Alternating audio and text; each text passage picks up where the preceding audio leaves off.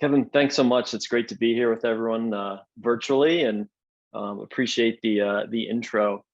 I'll share my screen here in a minute. We have a quick visual deck. I promise it won't be death by PowerPoint here, but I wanted to start off with just a couple quick messages. Number one is, we're really excited about the announcement that you just shared with MEA. We were actually a MEA member before we were a preferred partner. So we've been using MEA for quite a few number of years. And it's been a great way of us kind of helping scale our organization as well.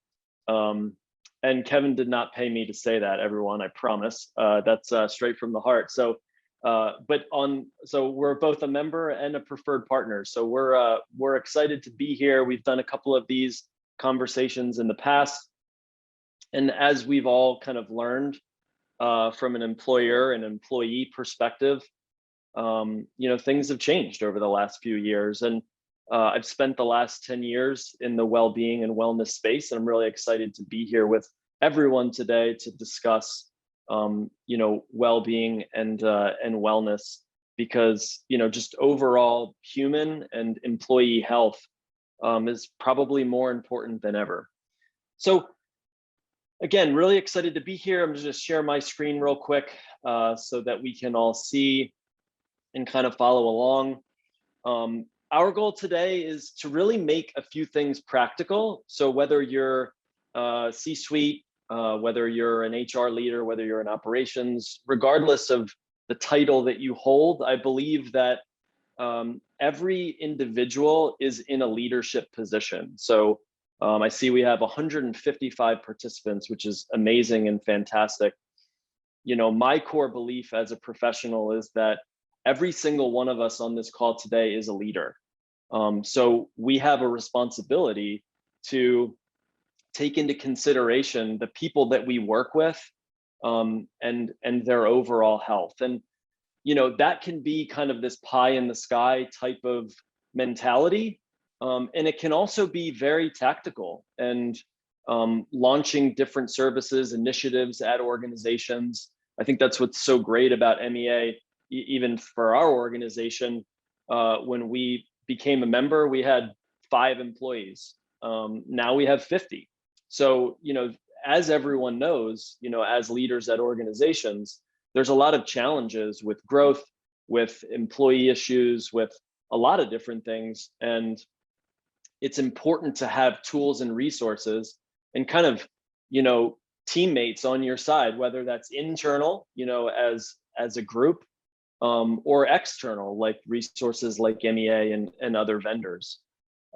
So I just wanted to start off with that. And we're going to dive into a couple key topics in well-being and wellness. And then we're going to get really tactical at the end here and even make some suggestions in what we've seen, in the last 10 years in working with hundreds and hundreds of organizations. So to briefly talk about our summary today, we're going to talk about the difference between well-being and wellness. There are a lot of terms that get thrown around, and we're going to clearly define both of them so that we can understand, where we are today in the landscape of really just employee health. We're going to talk about virtual. We're going to get, strategic, but both tactical on programming and concepts. I've spent the last 6 years in the preventative healthcare space, predominantly in nutrition, but we're going to talk about a bunch of different preventative healthcare benefits that, you as leaders at organizations can very quickly offer employees at little to no cost. And then last but not least, again, we're going to get tactical and talking about how to boost employee health and make some suggestions there.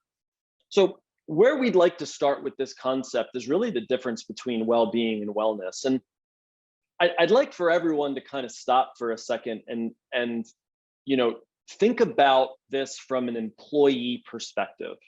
So what does well-being mean to an employee?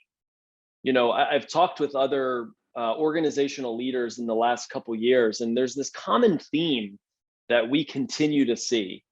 And from the employee perspective, it's really one question. It's what's my employer group doing for me? That's really how we see well-being. It's kind of this holistic viewpoint. And for anyone that follows Gallup, they define well-being in 4 to 5 different categories. It could be career.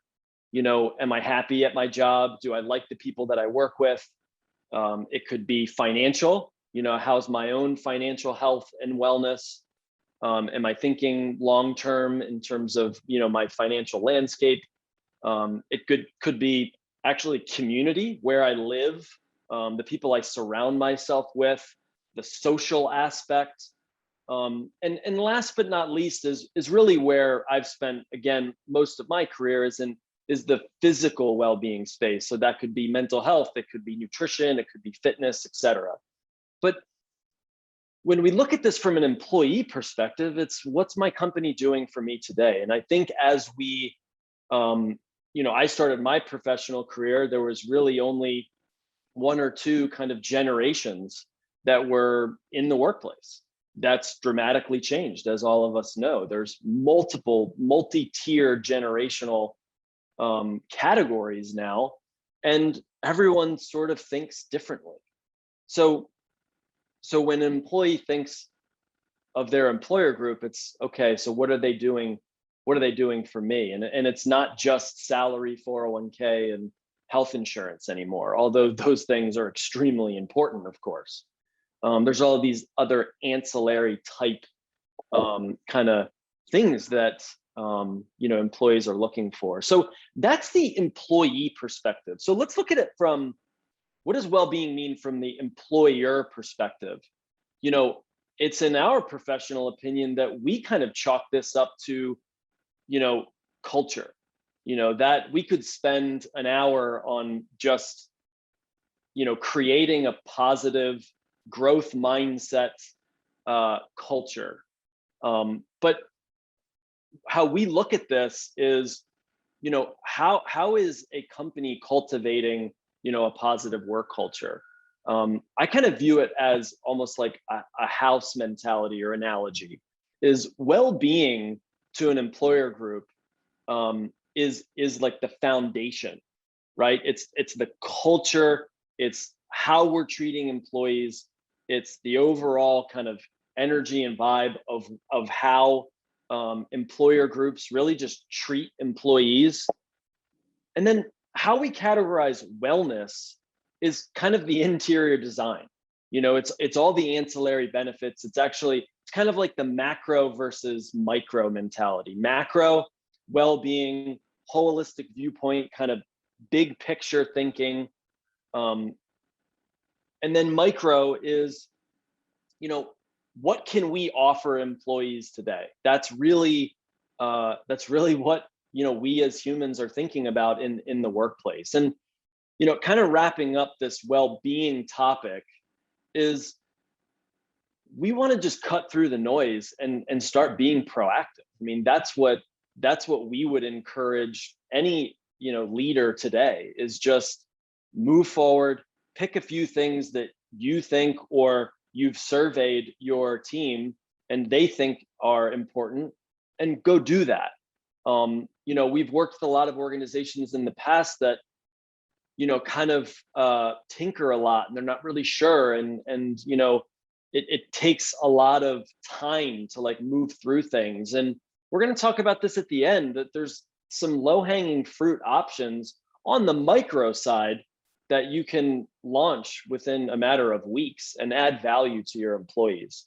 And I think the last part to this kind of well-being topic is, this is something that we look at in our own organization on a daily and weekly basis, is we could do so many different things.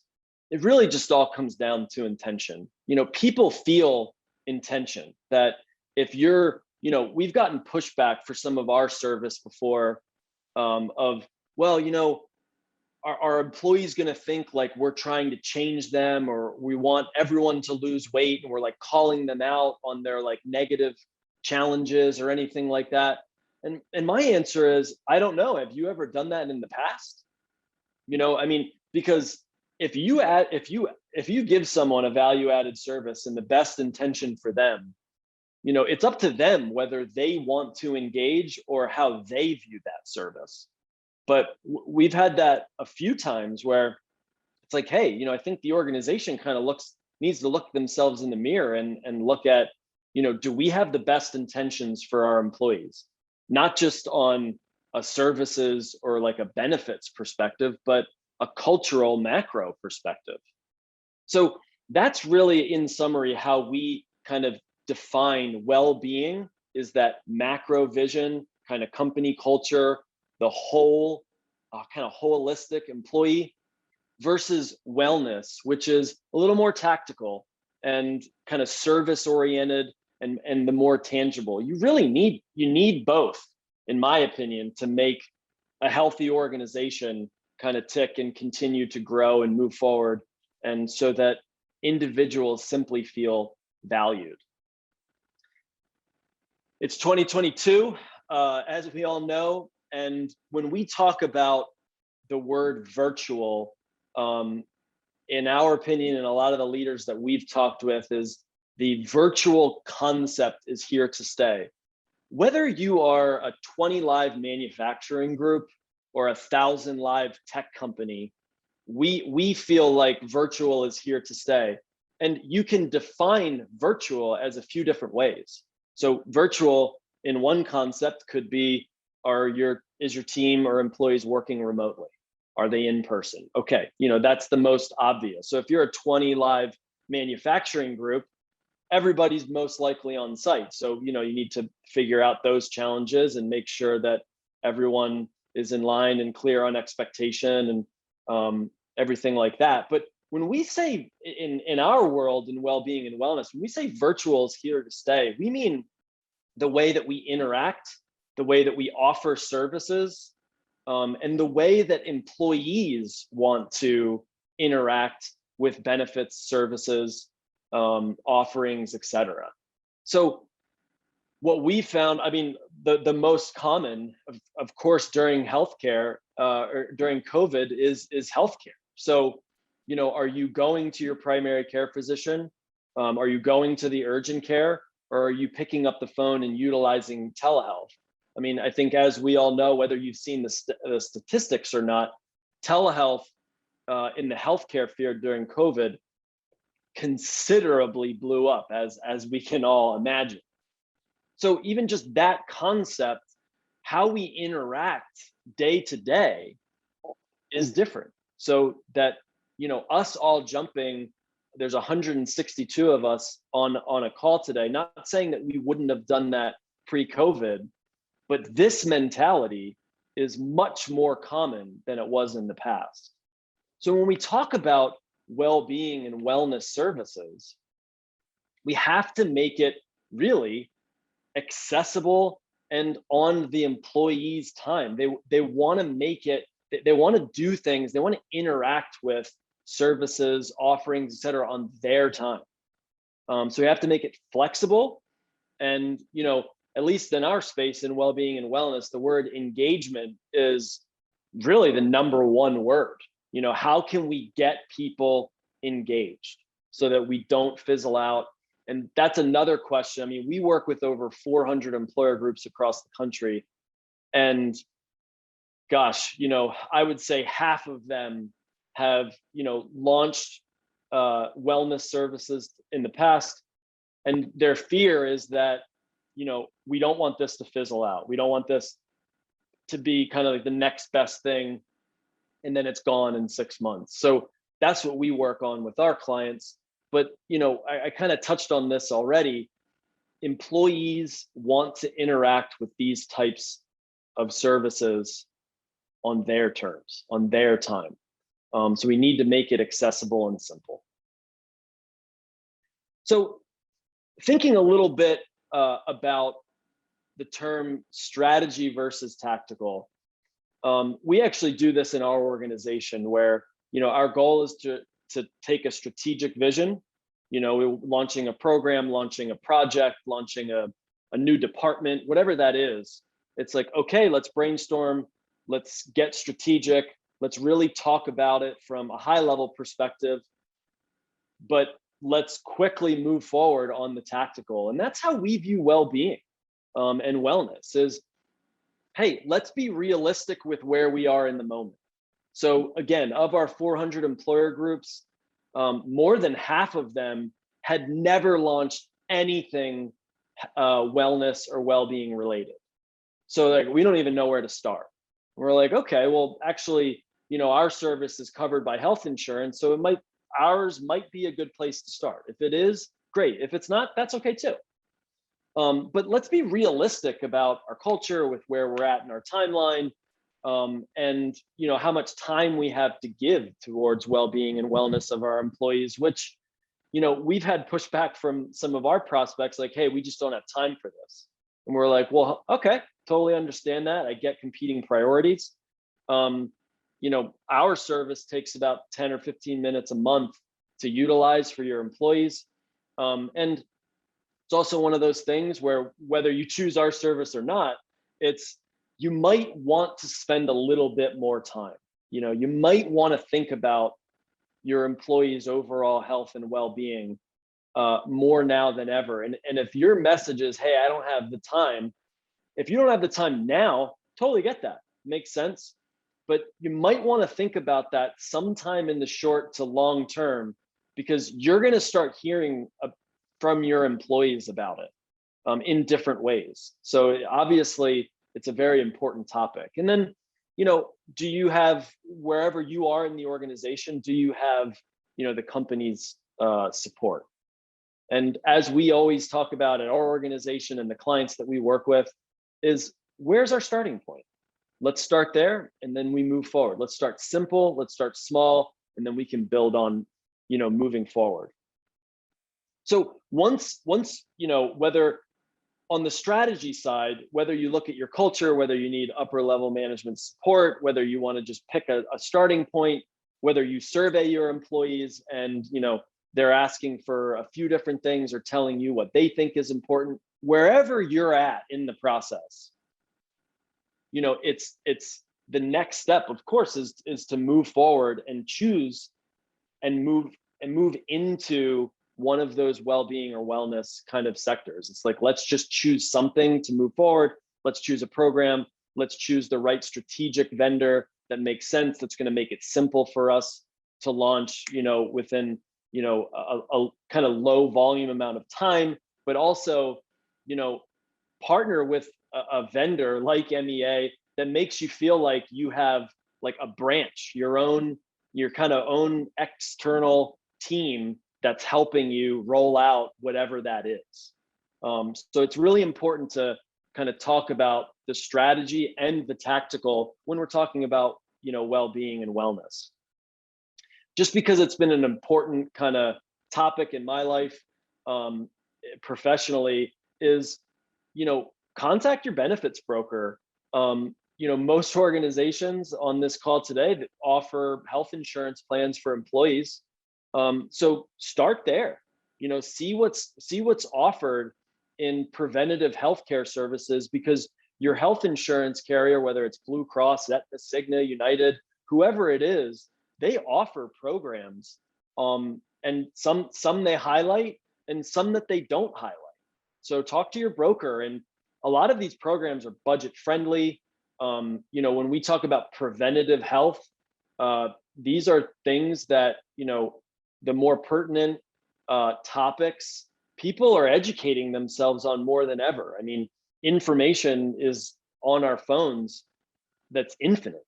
So people are understanding more about their healthcare benefits, fitness, nutrition, mindfulness, all of these things. So we've really found that, utilizing preventative healthcare benefits can be a really great way, and a really great starting point, whether you have a full-blown wellness program or you've never done anything at all. It's really trying to find the right service where you can measure your success, track participation and engagement, but also make it really simple. And looking at your health insurance plan can really be a great start in doing that. So we wanted to, talk about well-being and wellness and define this from a macro perspective, but also really break it down and talk about the top three kind of well-being and wellness trends that we've seen in employee health in the last 5 or 6 years. And we're going to rank them in level of what we've seen important, over the years. And we're going to talk about three key areas. We're going to talk about mental health, we're going to talk about nutrition, and we're going to talk about physical health and fitness. And I'd like to leave, you guys with this one concept. We're going to dive into these three services and things to think about so that you can leave today and be like, okay, there's these three trends that, I can be utilizing, in my healthcare plan. I can talk to my broker, I can reach out to vendors like Charge, whoever it is. We want you to leave with something kind of tactical here. But the concept of why we chose mental health, nutrition, and fitness is this concept. So if you think about mental health, we rank this number one because we have thousands and thousands, studies show, we have thousands and thousands of thoughts per day. I think that's pretty important for us to recognize that we might want to be thinking about our mental health more. Thousands and thousands of thoughts per day, so many decisions to make, so many different scenarios where mental health, is an important aspect of our lives. For nutrition, we talk about that as number two. So you don't have thousands and thousands of decisions and thoughts per day, but studies show, there was a study in 2018 that showed the average American comes over 200, they have over 200 decisions to make per day on what to eat or drink. You walk by the kitchen, you drive by a restaurant. There are so many things, there's food and drink at our disposal. That's infinite, right? We can order on our phone any single thing that we want and get it within the hour. So they tracked hundreds and hundreds of Americans, and they showed that we come in contact with food or drink decisions over 200 times a day. So it's not thousands, but it's hundreds. So nutrition is a really important topic, to discuss. And it's interesting because fitness has always been really the leading decision because it can have a really big impact on your overall physical health.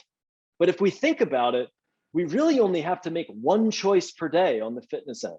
One choice. Am I going to work out for 30 minutes? Am I going to move? Am I going to walk? Am I going to do the Peloton? Am I going to do a HIIT workout? Am I going to do yoga? Whatever movement means to you, you predominantly only need to make that one decision per day. So that's why we rank these in order, where fitness is number three, one decision per day. Nutrition is number two. You have about a couple hundred times that you come in contact with food and drink.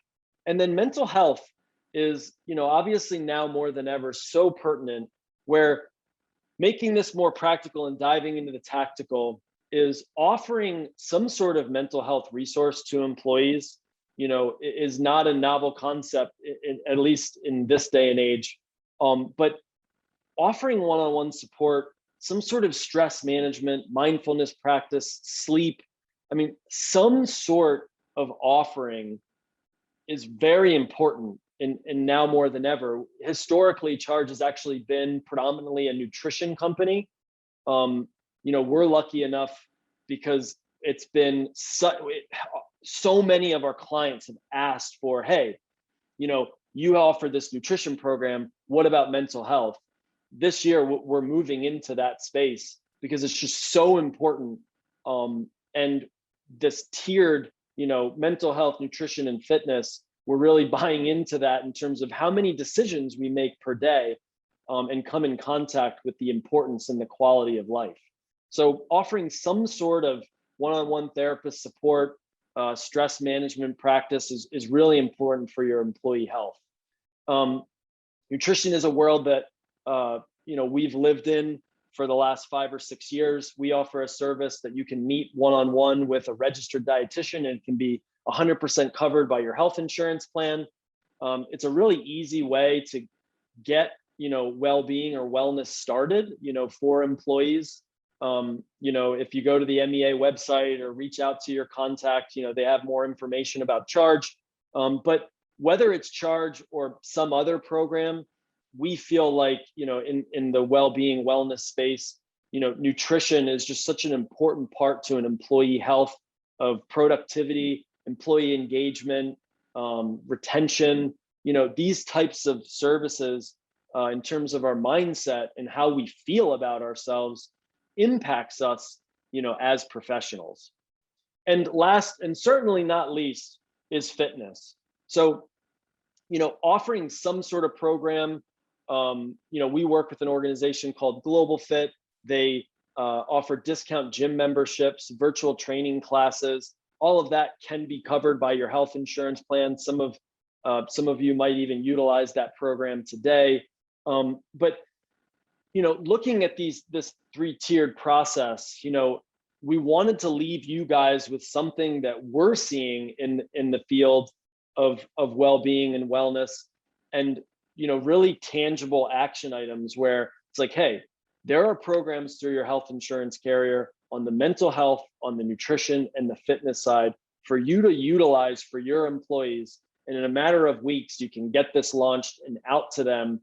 And last but not least, my last thought here before kicking it back to MEA is, we always had, I said this earlier, engagement and participation with any of these services is always important. So, let's say we work with 100 live group and they say, well, how many people have signed up and how many people are interacting with your service? And we say, well, we've actually been lucky enough to work with 15 of your employees. All right, well, that's 15%. That's not enough. Like, how do we get it higher? And how we look at that is we say, hey, ABC company, last year you weren't doing anything in the field of nutrition or mental health or fitness. And now you have 15 people that are working towards a better them, a better version of themselves. And we actually feel like that's great. And here's why. And we can provide data reporting and back to the organization, all those things. And of course, do we want to interact and engage with a higher percentage of employees? Yes. But my overarching thought here is, let's not overthink the strategy. Let's just provide value-added services to your employees at little to no cost that gives them a better professional and personal life. So that's what we're in the business of, and that's what we do every day, with the thousands of clients that we work with. So hopefully you guys left today with not only a strategic outline of what well-being and wellness means, but also a tactical of where can I start, what have the experts in the space seen as important, and then what to do moving forward. So, I really appreciate everyone's time, and, happy to kick it back to MEA in terms of how they want to move this forward. But thanks again. Like, that was great. And again, I'm going to give a personal endorsement because I've used you guys, probably the last 4 or 5 years. When you have someone giving you one-on-one nutritional advice, and again, for me, it became very behaviorally driven. Like, what do I need to change? Not dietary driven. It does really help. I think coaching is always good. And we had a couple of questions. I think it's really important to make this clear that Mike has done a really nice job with the insurance network. So the individual counseling, they'll meet with an employee virtually for free the first time and assess how many sessions are available under that employee's healthcare. So whether it's your healthcare or they're covered by their spouse, they'll assess and tell the employee, here's how many here's how many sessions you have per year. So like, I know with our current insurance, we had Mike speak to our employees yesterday, I can do 6 sessions this year that are free to me. There's no cost to the company. And again, there's slight variances there. But I think, Mike, your point about, I'm a total believer in well-being, but the difference is about the generations in the workplace really means we're going to have a difficult time finding something that everybody wants that's the same. And so your notion about 15%, I think that's the way we have to start thinking, is making available programs that might appeal to a segment of your company, and not worrying about, does everybody want something? And I just recently did an engagement survey with someone that one of the big questions that people are raising is around maternity benefits. And that's not for every company, and it's not for every employee, but for a segment of their employees, that's a really important consideration. So I just think it's great to do this. If you would like to, again, we've worked with Charge for a long time, but we haven't really kind of talked too much recently. So if you would like to connect with Mike, we'll be sending out emails, but if you want to connect now, just put it in chat and we'll, over the next week or so, arrange an introduction. But it's a great service. And I'm really saying this, not only because I think Mike does a great job, but, I do think people are looking for help. And I think mental health is the next big thing. And I'm excited to hear you're working on it, because I think that is an enormous challenge our employees have. So thank you so much.